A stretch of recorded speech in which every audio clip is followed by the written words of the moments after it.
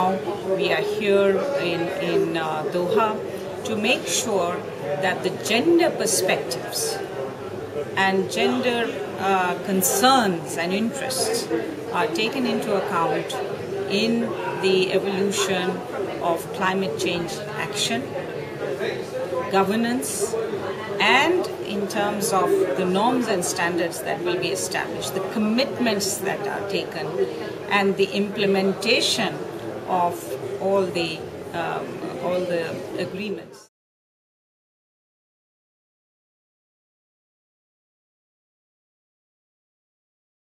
Climate change is important for women because if you look at the three major impacts of climate change and variability of climate and the ecosystem impacts. One is water, second is energy, and third is food security and agriculture. If you look at all three, and I'm only mentioning some of them because it has also impacts in sustainable cities, you have other implications. But if you look at these three, who bears the burden? Particularly amongst the 1.4 billion poorest, of whom the majority are women, who bears the burden of the devastating impact of climate change? Then if you look at natural disaster, who bears the burden when natural disasters take place? And who are the most vulnerable?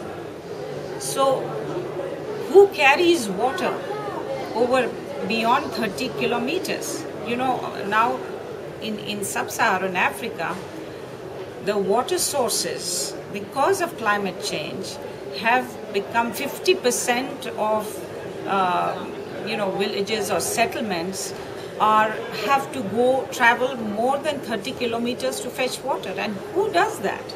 It's women. The issue of mitigation, women are as impacted and have as much a stake in mitigation, if not more, than men. Similarly, because they are worst affected and differentially impacted. And similarly on adaptation, whilst they should be really benefiting from any adaptation, and they have a great need for adaptation, they have less access to resources for adaptation. So I think in all of these areas, we need to make sure that the gender aspects are addressed front and center.